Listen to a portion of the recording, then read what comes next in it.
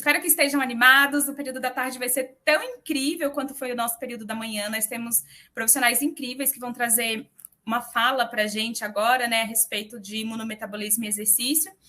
E eu quero convidar, para a gente poder iniciar essa conversa, o professor doutor Luan Tonelli. Boa tarde. Olá, Samile, boa tarde. Boa tarde a todos vocês, professor.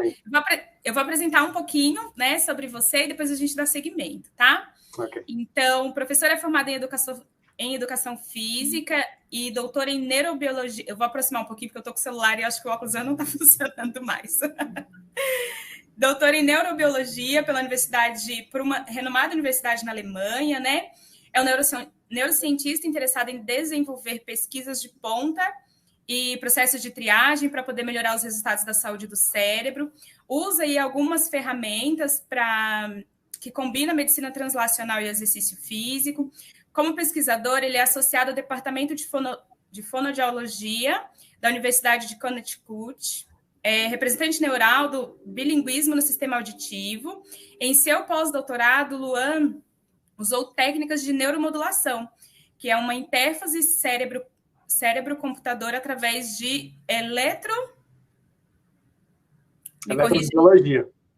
Isso. Para moldar e alterar os estados cerebrais. Essa técnica, então, ela usa uma estimulação cerebral auditiva para modular a frequência da ativação cerebral. Né? Como vocês podem perceber, a gente vai iniciar aí agora com o professor Luan. O Luan vai trazer um pouco sobre o seu conhecimento, sobre o que o seu grupo de pesquisa fala, né? E, Luan, você tem 30 minutos de apresentação, então nos últimos 10 minutos finais eu vou entrar aqui para poder avisar você, e também nos últimos 5 minutos finais eu vou entrar para avisar. Ao final da sua apresentação, a gente vai responder algumas perguntas, né? No nosso chat, o pessoal vai mandando perguntas durante a sua apresentação, e aí, ao final, eu vou te convidar para a gente poder discutir um pouco sobre essas perguntas. Tá ok? Tá ok, obrigado, Samile. Imagina, você consegue compartilhar com a gente a sua apresentação? Consigo. Ótima aula. Valeu. Olá. Ok, pessoal, boa tarde. Espero que vocês estejam bem. É um pouco estranho aqui falar direto para o meu computador, porque eu não consigo ver ninguém de vocês, mas espero que vocês tenham tido uma manhã aí com muita aprendizagem e muita informação. Como a Samile falou, eu fiz meu doutorado na Alemanha desde 2019, estou aqui nos Estados Unidos, na Universidade de Connecticut. Eu saí do Brasil um pouco mais de 10 anos, então já peço desculpas aí para vocês do meu português.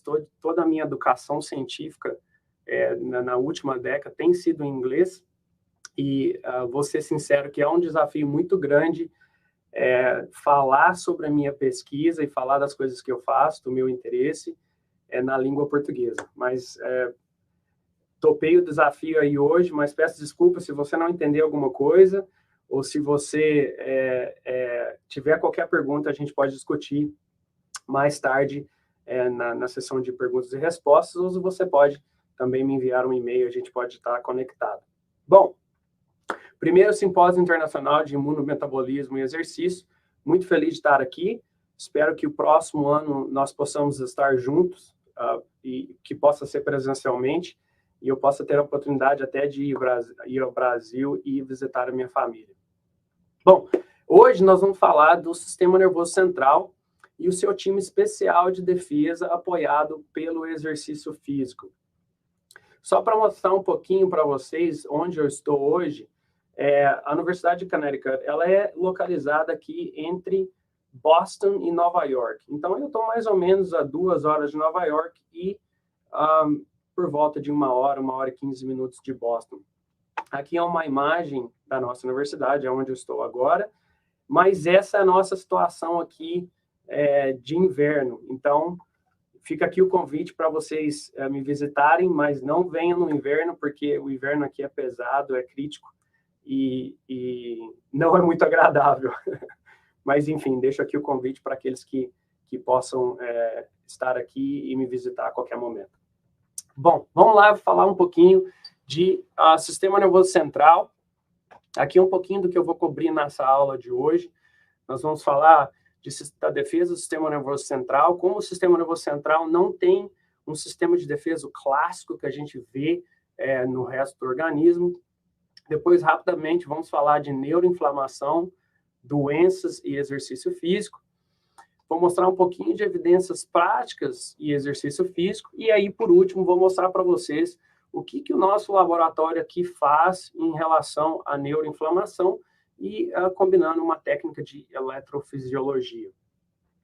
O objetivo aqui hoje como a gente fala no inglês, é simplesmente arranhar superfícies nesses temas. E, claro, eu deixo para vocês aí mais interessados se aprofundarem no assunto posteriormente. Bom, vamos lá.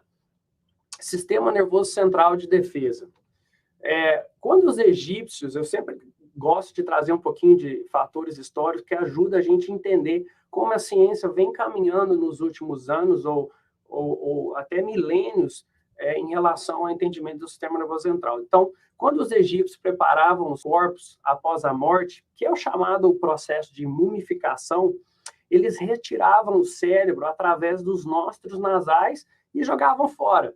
Eles depositavam um componente químico através das narinas e sugavam o cérebro e jogavam o cérebro fora. Mas por que eles faziam isso?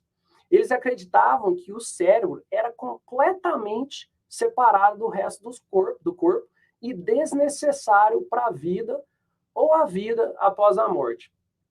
Obviamente, muito tempo depois, cientistas descobriram que o cérebro exercia uma função crítica de sobrevivência.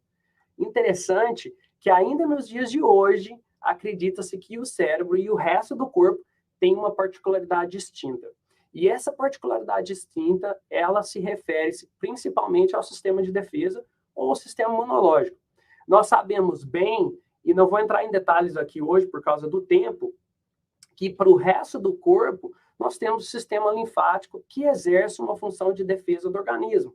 Ele é constituído, como vocês podem ver aqui, por esses nodos linfáticos, ou os linfonodos, e tem uma rede complexa de vasos que correm praticamente em paralelo com o sistema circulatório ou sistema vascular. Mas agora a pergunta que fica é como o sistema nervoso central se defende sem a presença desse sistema linfático clássico?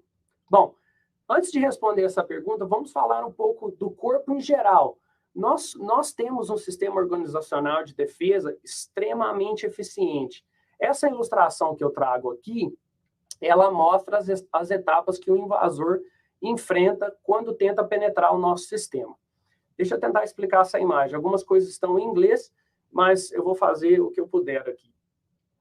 Então, quando o invasor tenta penetrar o corpo, o primeiro tipo de defesa que nós temos é uma barreira física e também uma barreira química. Então, aqui nós temos a pele, nós temos as membranas, nós temos os ácidos estomacais, algumas enzimas que estão presentes nas nossas lágrimas, e também, por exemplo, o fator de você tossir, espirrar, vomitar ou a diarreia. Bom, num segundo estágio, se esse invasor consegue penetrar, ele já encontra um sistema imune chamado sistema inato. Para você não esquecer aqui, essa palavra in, ela significa do lado de dentro. Então, aqui você vai ter uma referência, uma analogia de não esquecer que essa segunda barreira é o sistema inato. Inato vem do natural de nascimento. Então, aqui nós temos todos uma rede de defesa com macrófagos, neutrófilos, eosófilos, basófilos e também os monócitos. Bom, passando então dessa barreira, nós temos o sistema imunológico adaptativo, ou que nós chamamos de sistema imunológico adquirido, ou talvez alguns cientistas chamam eles de sistema especial. Não, aqui nós temos uma resposta que era uma resposta mais celular, envolvendo algumas citocinas, que nós vamos falar aqui hoje, ou uma resposta humoral dos anticorpos. Ou seja, de maneira geral, quando nós somos expostos a bactérias estranhas, ou vírus, ou os tumores, ou até tecidos que são transplantados para dentro do nosso corpo, o sistema imune desperta uma atividade imunológica e uma série de reações que começam a operar. Por exemplo, os glóbulos brancos, eles devoram os patógenos invasores, eles rompem células comprometidas e as destroem. Mas agora, Como isso acontece ao nível do sistema nervoso central?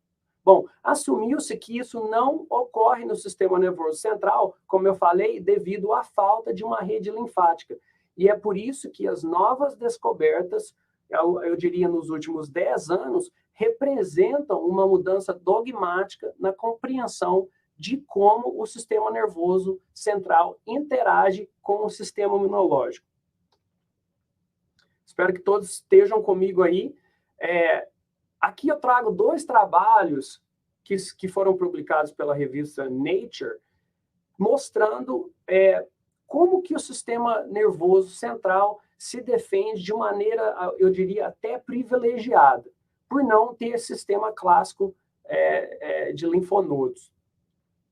Esses trabalhos aqui, esses 2 trabalhos, tiveram um impacto no nosso entendimento de como que o sistema nervoso central se defende. Esse trabalho aqui foi um trabalho feito pela Universidade de Virgínia, aqui nos Estados Unidos, e eles encontraram, através de um modelo animal com camundongos, que o sistema nervoso central tem um sistema de defesa presente nas meninges. Para o pessoal aí que é encantado, como eu, com o sistema nervoso central e a neurociência, a meninge, ela se reside, ou ela faz morada aqui, entre o crânio e a parte encefálica. Então, aqui nós temos três camadas, que é a dura mater, a aracnoide e a pia mater, e nessa região aqui é onde os cientistas começaram a encontrar as primeiras células de defesa, por exemplo, células T, e que faziam parte da defesa da massa encefálica em limpar esse sistema. Então, aqui, confirmando realmente que o cérebro tem um sistema privilegiado e que está diretamente ligado ao sistema imunológico. Bom, eles chamaram esse sistema de sistema glinfático. E para você não esquecer desse nome, glia aqui das células da glia, do sistema neural, linfático do sistema neural. Então, eles descobriram o sistema glinfático. Bom, vamos falar um pouquinho agora da neuroinflamação, doenças e exercício físico. A neuroinflamação, ela é definida como ativação do sistema imunológico inato do cérebro em resposta a um desafio inflamatório, e ela é caracterizada por uma série de alterações celulares e moleculares no sistema nervoso central. Bom, agora que nós estabelecemos e entendemos um pouco mais, nós precisamos ver qual é a relevância de nós entendermos um pouco das doenças que nós temos hoje no mundo. Para vocês terem uma ideia, hoje, mais de 46 milhões de pessoas sofrem da doença de Alzheimer, mais de 10 milhões vivem com a doença de Parkinson. Só aqui nos Estados Unidos, a cada 9 minutos, uma pessoa é diagnosticada com Parkinson. E se espera que 60 mil novos casos sejam descobertos por ano. Esses números são bem parecidos com o que a gente vê hoje no Brasil. Esse gráfico aqui de cima mostra um número assustador de casos de depressão no mundo. A estimativa hoje é que 322 milhões de pessoas sofrem com essa doença. Bom, claro que depois que a gente olha para esses números, parece até redundante dizer que nós precisamos aprender muito de como cuidar dessas pessoas.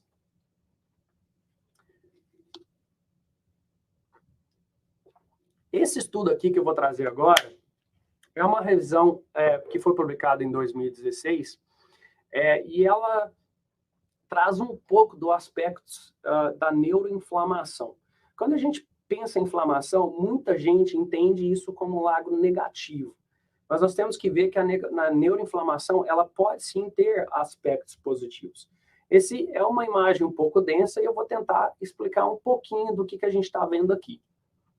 O que é realmente a inflamação do sistema nervoso central? A intensidade e a duração da inflamação, elas explicam muito os sinais imunológicos e elas dão suporte ou elas destroem o sistema nervoso central. À esquerda aqui, nós temos exemplos de respostas inflamatórias breves e controladas, que geralmente são consideradas benéficas para o organismo hospedeiro.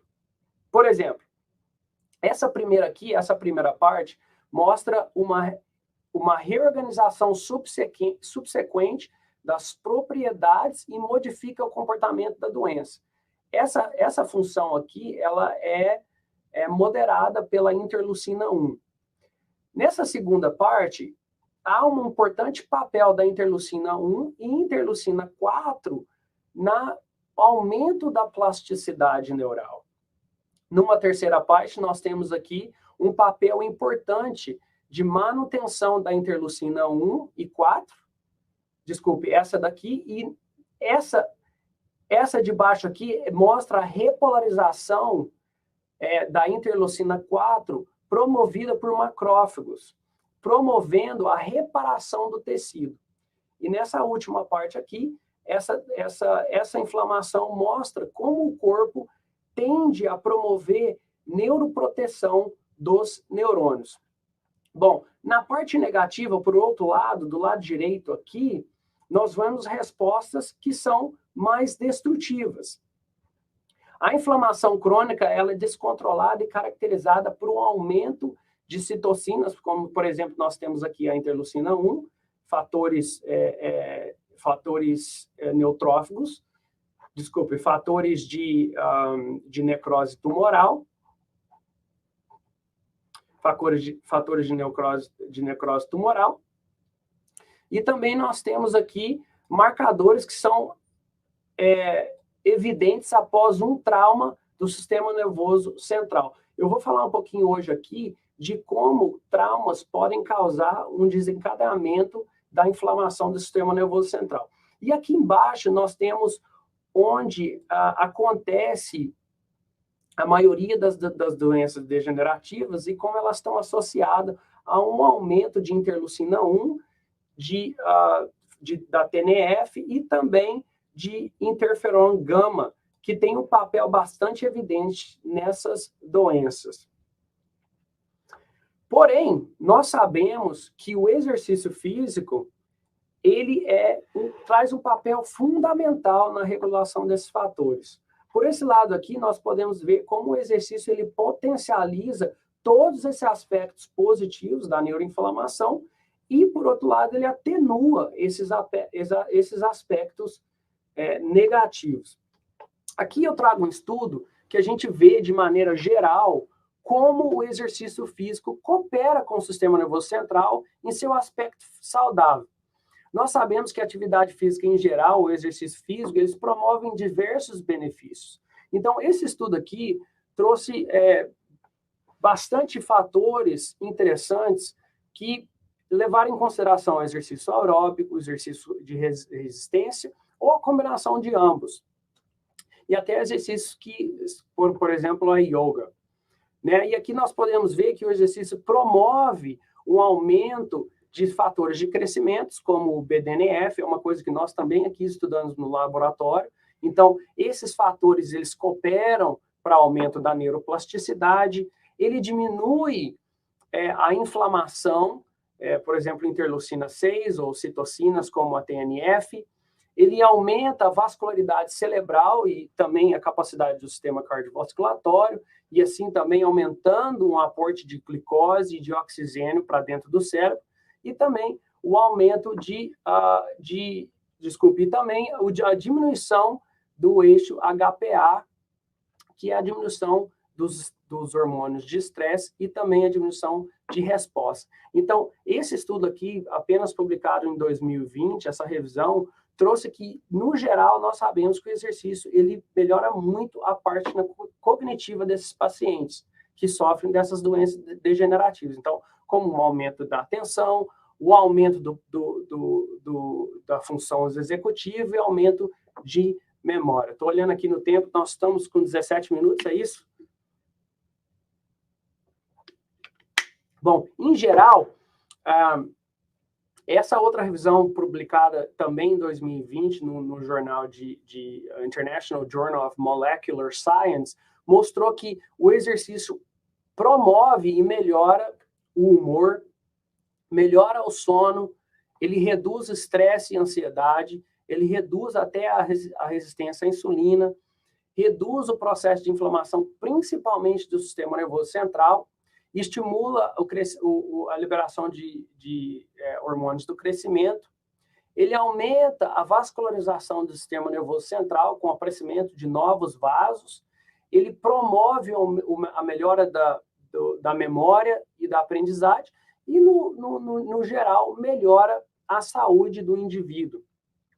Então, vamos falar um pouco de evidências práticas e exercício físico. A ideia aqui, como eu disse no início, é trazer um pouco de que nós temos na literatura. Então, eu fui atrás daquelas revisões que trazem o que a gente tem mais de atualizado hoje na literatura para que nós possamos entender como que a ciência hoje está se envolvendo em relação a doenças neurodegenerativas e a combinação com exercício físico como uma maneira terapêutica de cuidar desses pacientes. Então, esse estudo aqui, publicado em 2019, ele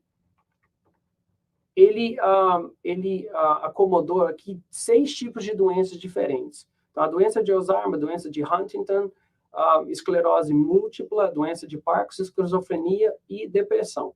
Eles utilizaram 122 estudos, que é bastante relevante, tiveram mais de 7.000 pacientes nessa coleta, e eles mostraram que o exercício induziu a melhora de qualidade de vida, o exercício também melhorou sintomas depressivos, melhorou a atenção e memória de trabalho, também melhorou o funcionamento executivo e também melhorou a velocidade psicomotora.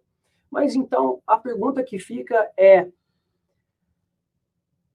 qual é o tempo de exercício por semana? Então, para educador físico ou para aqueles que trabalham na área de saúde, que têm contato direto, essa é uma pergunta bastante relevante e que a literatura tem tentado responder, mas o que eu posso dizer é que ainda existe uma lacuna, uma falta de informação muito grande de como fazer controle de volume, frequência e intensidade para cada paciente. Luan? Sim? 10 minutos, tá? Tá bom, obrigado. Imagina.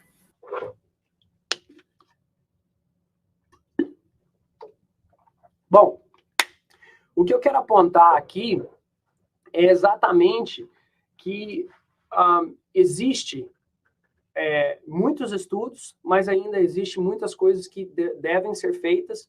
Então, para vocês que estão começando a sua carreira agora e têm interesse nessa área, existe muita coisa que nós ainda precisamos descobrir e entender sobre esses pacientes e como usar o exercício de maneira potencializadora para melhorar a qualidade de vida desses pacientes. Então, esse estudo aqui mostrou que 41% não reportaram qualquer tipo de informação sobre a intensidade ou volume de exercício que eles fizeram. 59%, que foram 18 estudos, investigaram exercícios neuromotores, portanto, também não relataram nenhum nível de intensidade. 36 estudos, 50%, aplicaram intensidade de exercício de baixa a moderada.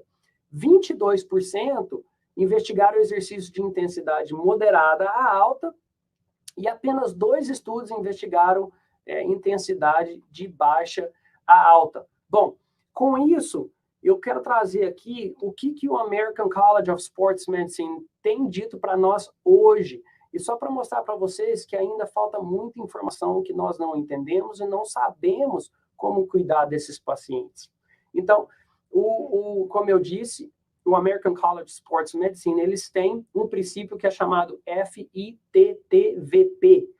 E o F é para frequência, intensidade, tempo, tipo, volume e a progressão de cuidado desses pacientes. A definição de treinamento neuromotor, ela envolve habilidades motoras como equilíbrio, coordenação, marcha, agilidade e treinamento proceptivo e treinamento de musculação.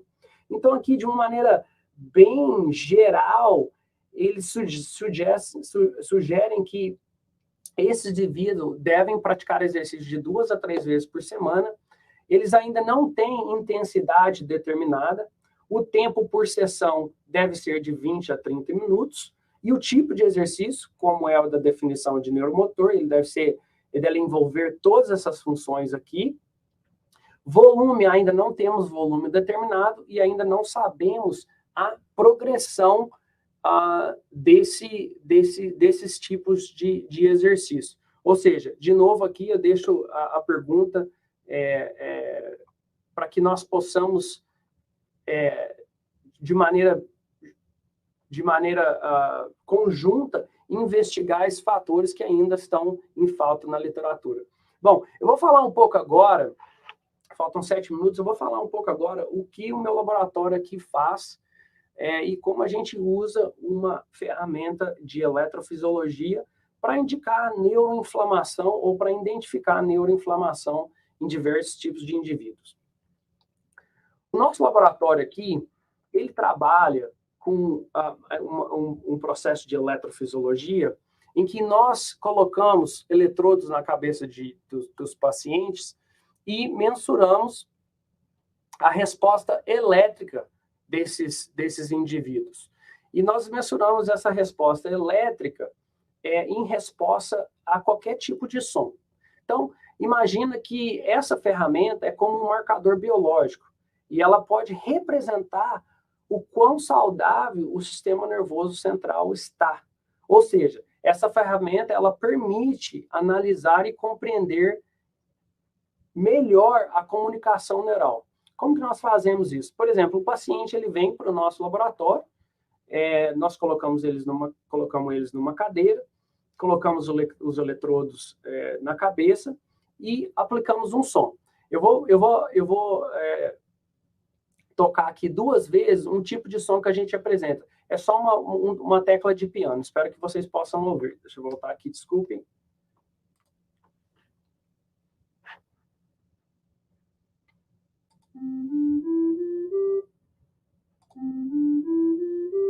Bom, o paciente está ouvindo isso, mas como que o cérebro ouve? E é isso como que o cérebro ouve. A nossa ferramenta permite entender como que o cérebro está ouvindo. Eu vou também tocar 2 vezes.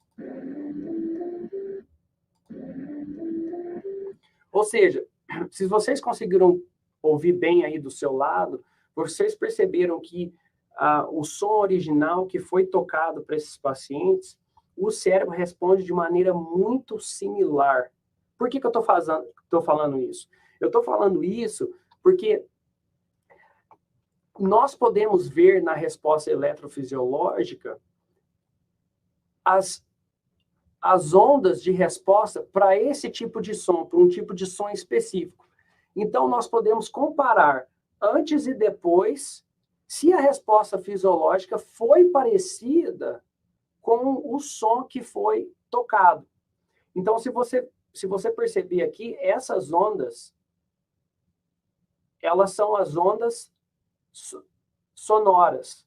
E a resposta elétrica, ela é muito similar a essas ondas sonoras. O que isso quer dizer? Isso quer dizer que o sistema neural está, de certa maneira, saudável. Mas por que isso, como que isso pode nos indicar o quão saudável o sistema neural é?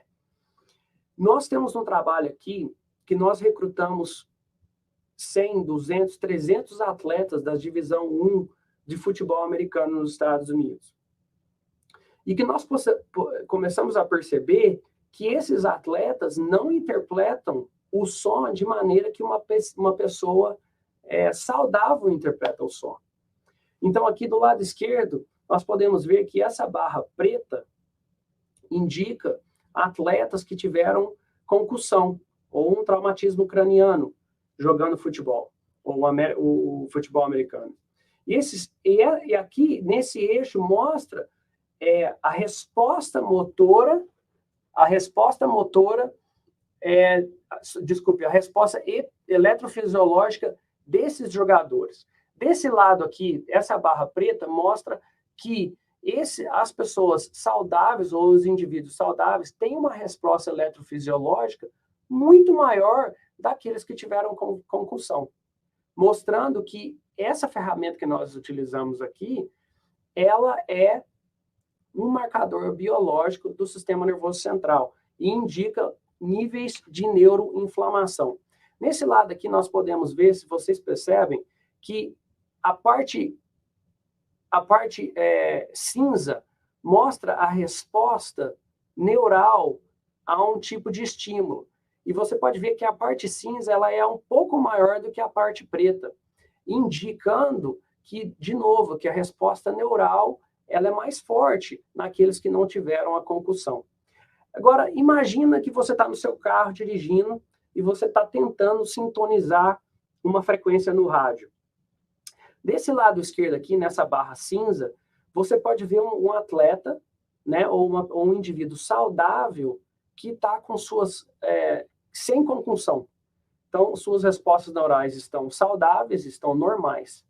E aqui do lado direito, você vê um paciente ou um atleta que teve uma concussão, e você pode ver como essas linhas aqui e a intensidade da cor mostra o quanto o sistema nervoso central, de certa forma, está desemparelhado, ou seja, está fora da frequência. Então, é como se você estivesse tentando sintonizar o rádio aqui e você não consegue sintonizar. Esses pacientes, esses atletas, quando eles ouvem o som não tem o mesmo significado, ou o cérebro não consegue fazer o mesmo entendimento daqueles que estão saudáveis. Esse também estudo mostrou aqui do nosso laboratório que atletas, eles têm um cérebro mais calmo. Ou seja, a sintonia é mais, como eu diria, ela é uma sintonia mais... Você consegue encontrar a sintonia do cérebro de uma maneira mais fácil. Enquanto esses atletas aqui, esses indivíduos, o cérebro deles estão dessintonizados. Eu colocaria dessa maneira. Ou seja, essa foi uma ferramenta muito interessante. Nós temos ainda coletando muitos resultados, tem muito mais atletas que estão fazendo parte desse projeto, e eu estou animado para mostrar para vocês no futuro os resultados dessa pesquisa. Bom, queria agradecer a todos vocês que estão aí sintonizados. Obrigado às agências de apoio. Aqui eu deixo o meu contato para vocês. Se você tiver qualquer pergunta, se você quiser me visitar, estejam à vontade. Muito obrigado. Oi, Luan, parabéns. O pessoal pirou aqui, viu? Tem até tia sua mandando beijo. Que maravilha, né? Nada como matar a saudade pelas redes. Bom, vamos lá. O pessoal deixou algumas perguntas e aí eu vou compartilhando aqui com você. Você pode perceber que o Ronaldo colocou aí a primeira pergunta. Eu acho que você respondeu um pouco ela durante a sua fala, né? Mas acho que você pode compartilhar um pouco mais com a gente. Até a pergunta foi em inglês. Muito obrigado.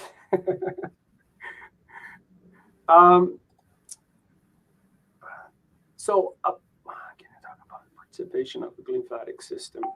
Então, esse sistema linfático aqui, deixa eu até tentar puxar a aula do meu lado aqui. André, muito obrigado pela sua pergunta. Esse sistema linfático, ele foi descoberto no ano de 2012. Então, ele foi publicado na revista Nature. Ele mostrou que nas meninges corre um sistema paralelo que é separado dos vasos e também das artérias, assim como no resto do corpo, que funciona como um sistema de limpeza ali do lado de fora da barreira hematocefálica. Então, eu diria que ele é um sistema privilegiado porque, apesar de não ter os linfonodos presentes no sistema nervoso central, ele tem todo o suporte e mecanismo de defesa que o resto do organismo possui. Então, enfim, ele foi chamado linfático porque a glia tem um grande papel de limpeza neuronal presente nessa região das meninges. Muito bom. Nós temos uma próxima pergunta, onde diz assim: professor, você poderia falar um pouco mais sobre a síndrome de... Eu acho que pronuncia Chiari. Tem uma aluna que tem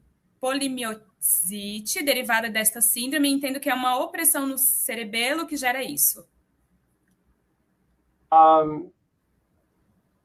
Eu não tenho experiência com esse tipo de síndrome. Sim. Na verdade, honestamente, nunca estudei. Já ouvi falar, mas eu poderia...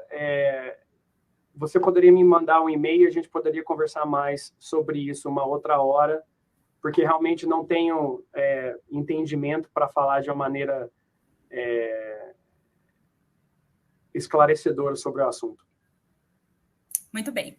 Vamos para a próxima.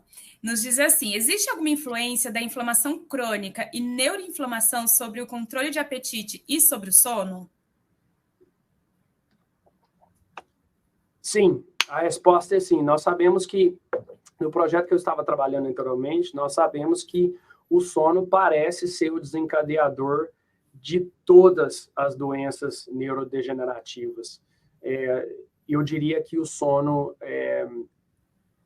a pessoa que não dorme bem, provavelmente, com a idade, vai desenvolver algum tipo de neuroinflamação ou desenvolver um tipo de distúrbio. E esse distúrbio, ele de certa forma, ele se prolifera, tanto no sistema nervoso central, afetando principalmente o controle do apetite na parte do hipotálamo. Ou seja, acho que o sono é uma pergunta bem branda, mas a resposta é sim. O sono tem um papel fundamental no controle da neuroinflamação e do apetite. Só para você pensar que durante o sono, quando a gente entra na fase delta do sono, que o sono ele tem 4 fases, nessa fase delta, que a gente oscila, por exemplo, quando a gente dorme por 8 horas, nós temos uma oscilação que ela vai por volta de 90 minutos. Então, você entra na fase 1, 2, 3 e 4, demora 90 minutos e você volta. 1, 2, 3 e 4.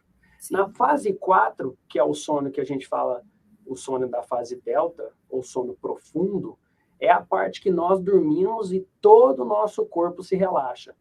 Toda a musculatura se relaxa, e é nessa parte, é nesse momento que o time da neuroinflamação, ou aspectos positivos, eles fazem toda a limpeza do sistema nervoso central, e eles, de certa forma, limpam o sistema nervoso central e destroem todas as células que são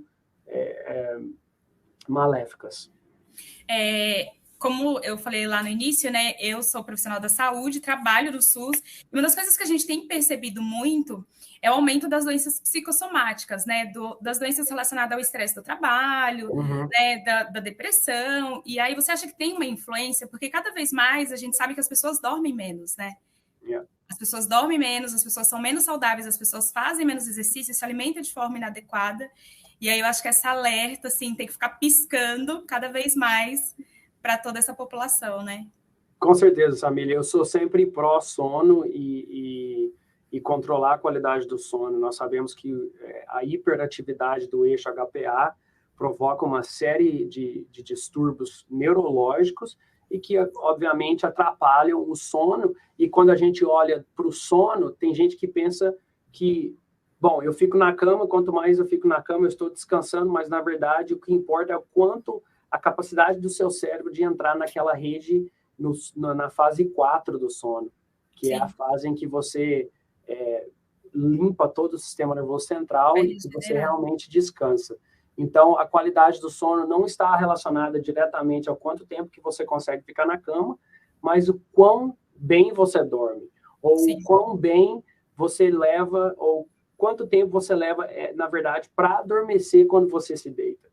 Eu sempre tento dizer para as pessoas, usem o seu quarto, usem a sua cama somente para dormir. Não estude na sua cama, não leia na sua cama, não use o seu telefone na sua cama, não faça muitas coisas na sua cama. Porque se você pensar desde a sua infância, você tinha todo um comportamento motor antes de você ir dormir. Sua mãe te dava um banho, você colocava o pijama, você comia alguma coisa, Sim. escovava os seus dentes. Então, todo esse processo é um mecanismo comportacional, motor, que é gravado no nosso cérebro. E aí, o que está dizendo para o nosso cérebro? Está dizendo que, bom, daqui a pouco eu vou dormir. daqui a pouco eu vou dormir. O que acontece é que a gente cresce, fica mais velho, começa a trabalhar, e nós paramos de seguir esse comportamento de educar o nosso cérebro a descansar. Exatamente. E o que a gente faz é que a gente trabalha, e aí no último minuto a gente quer deitar na cama e dormir. E aí, mas o cérebro não está desligado, né? Então nós precisamos voltar esse comportamento e fazer padrões de comportamento que educam o cérebro a, ok, agora eu vou dormir. Sim. Então, aqui a gente chama muito isso de higiene do sono, né? Não sei se vocês usam da mesma forma aí, mas é uma das estratégias que a gente vem trazendo aí para os nossos pacientes para que tenha essa qualidade do sono. Eu acho que tem mais alguma pergunta aqui para a gente poder finalizar. A Mari diz assim: a resposta neural de um indivíduo musicista saudável seria ao som, diferente de um indivíduo saudável não musicista no eletroencefalograma? Mari, muito obrigado pela sua pergunta. Essa é uma pergunta bastante relevante e muito importante. Nós aqui no laboratório, nós olhamos para o cérebro usando diferentes lupas, você poderia dizer. Então, uma das lupas que a gente usa para olhar no cérebro é o cérebro de músicos. E nós sabemos que os músicos, eles têm um cérebro completamente diferente em termos de resposta eletrofisiológica. Então, esses indivíduos, de certa forma, sim, eles têm um processo neurológico de processar não só o som, mas todo o ambiente ao redor deles de maneira diferente dos que não são músicos. Agora, se você pensar na parte saudável, nós sabemos que esses músicos, eles também têm todos aqueles fatores que eu falei de BDNF, fatores de crescimento do sistema nervoso central, que são mais potencializados daqueles que não são músicos. O que isso quer dizer? Isso quer dizer que, pelo fato de você ser músico, e quando eu falo músico, não quer dizer você simplesmente escutar música, mas você estudar a música, o fato de você estudar a música faz com que você tenha fatores de proteções mais potencializados daqueles que não são músicos, né?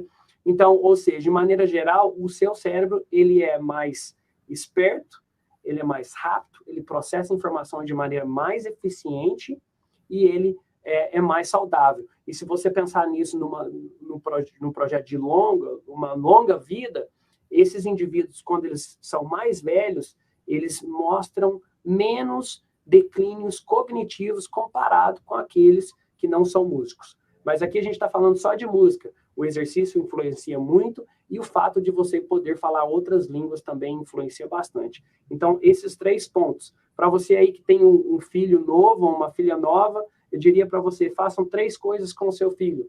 Primeira coisa, eduquem eles em música. Segundo, façam com que eles aprendam uma segunda língua, um segundo idioma. E terceiro, exercício físico. Perfeito. Olha, posso dizer que a gente ficaria aqui a tarde inteira. O pessoal está adorando, dizendo que essa discussão tem sido muito rica. Mas a gente vai para as últimas 2 perguntas finais, tá? Pergunta para o Dr. Luan. Obrigada pela excelente aula. E aí ela fala assim, é a Amanda Sardelli. Este desemparelhamento, né, da frequência do sistema nervoso central também acontece com subconclusão proveniente do cabeceio de bola, por exemplo? Amanda, ótima pergunta, e essa é uma pergunta que o grupo está investigando nesse exato momento. Nós estamos movendo um pouco do futebol americano para o futebol, que a gente sabe no Brasil. Que não é brasileiro. E nós sabemos, a gente a gente está levando em consideração o cabeceio de bola, mas o mais importante é que nós sabemos que existe muito choque de cabeça com cabeça no futebol, e que o futebol não tem capacete, né? Mas, sim, essa resposta que a gente vê eletrofisiológica, Amanda, ela acontece 200 milissegundos após o estímulo. Então, a gente aplica um som e a gente está investigando apenas esse gap de 200 milissegundos. Esse gap, essa parte desses 200 milissegundos de resposta eletrofisiológica, ela é muito particular de quão saudável o sistema nervoso central está. Então, a subconcussão, ela pode ser identificada também através pode também ser vista como um desemparelhamento dessa frequência. Muito boa pergunta. Perfeito, né? Temos mais uma aí, também da Amanda, e ela diz assim: há evidências da relação desta disfunção nesses atletas com CTE mais tardiamente? Boa pergunta, Amanda. Bom, o que a gente está investigando aqui agora é fatores comportamentais. Nós sabemos que a contusão, ela provoca não só disfunções eletrofisiológicas, mas ela também provoca mudanças comportacionais. Então, como eles são atletas da divisão 1 das universidades, nós conseguimos acompanhar as notas deles, como que eles estão fazendo nos testes, nas provas, e nós conseguimos fazer um acompanhamento mais prolongado, porque às vezes a gente pega eles com concussão no primeiro ano da universidade. Eles ficam com a gente por 4 ou 5 anos. Então, nós estamos olhando nisso agora. Esse estudo ele é novo, ele é de 2016, 2017, 2018. Então, espero que no futuro eu possa te dar uma resposta mais exata. Mas a gente sabe que em criança, o sistema, eu posso te responder isso com crianças que batem a cabeça, eles têm essa disfunção. Nós sabemos que o sistema linfático faz uma operação incrível ali e ele restaura, após alguns meses, essa resposta neural normal. Agora, nós precisamos ver em adultos. Nós não sabemos ainda o quanto tempo leva para os adultos restabelecer essa resposta neural. Muito bom. A última pergunta, realizada pelo Higino Carlos, e ele diz assim: o tempo de concussão desses atletas era homogêneo? Essa técnica, ela se correlaciona com algum questionário? Eu não sei o que ele quer dizer com homogeneidade. Eu vou tentar explicar que esses atletas, eles passam por um médico, eles estão em treinamento ou eles estão em um jogo, e eles recebem a concussão, eles passam por um teste com os médicos e os médicos mandam eles para nós, né? E depois, posteriormente, eles são seguidos de um questionário comportamental que, na verdade, o grupo está adicionando agora. Mas eu queria entender o que ele quer dizer com o tempo de concussão desses atletas era homogêneo. Bom, enfim, é uma coisa assim, nós não esperamos que aconteça no jogo, mas acaba acontecendo muito, então esses atletas são adquiridos dentro do projeto conforme acontece. Perfeito. As lesões. Você deixou seu contato, né? E aí eu acho que tem várias perguntas, eu estava aqui olhando o chat, tem várias perguntas, mas eu acho que o Ronaldo até colocou, eu estava procurando essas. Quero saber se você lembra do seu Lelis. Um abraço, pai. Eu estava procurando essa aí, que eu falei, olha, acho que ele não pode sair daqui sem ver, né, essa pergunta aí que o pai dele deixou. Estou chorando lá agora, como eu conheço ele. Certamente, eu sei. Eu lembro muito o quanto a sua família era muito emotiva e o quanto deve estar muito orgulhoso de todo o trabalho que você tem contribuído, né? Eu acho que nós, enquanto profissionais da saúde, você saiu do Brasil, eu acho que no Ciências Sem Fronteira, né? Era uma oportunidade que vários estudantes tinham de sair para poder estudar, e hoje a gente sabe que isso é muito mais escasso, mas eu acho que além do profissional poder sair daqui para poder estudar em outro lugar, é o quanto você tem contribuído para a ciência, tanto fora do nosso país quanto dentro, e estar aqui com você, poder falar, poder aprender um pouco, tem sido enriquecedor tanto para mim quanto para os meus colegas que têm falado aqui no chat. Então, Luan, mais uma vez eu gostaria de agradecer. Muito obrigada, né, pela sua presença em nosso simpósio, foi de grande valia, a gente aprendeu muito. O Luan deixou o contato dele aí, então vocês que têm dúvida, podem enviar para ele, pode discutir. Olha que ele abriu as portas para visitas também, né? Então, quem sabe não rola essa visita no futuro. Valeu, obrigado. Abraço, Emerson. Obrigado pela mensagem. Obrigado a todos vocês. Desculpa por algumas perguntas que eu ainda não consegui responder.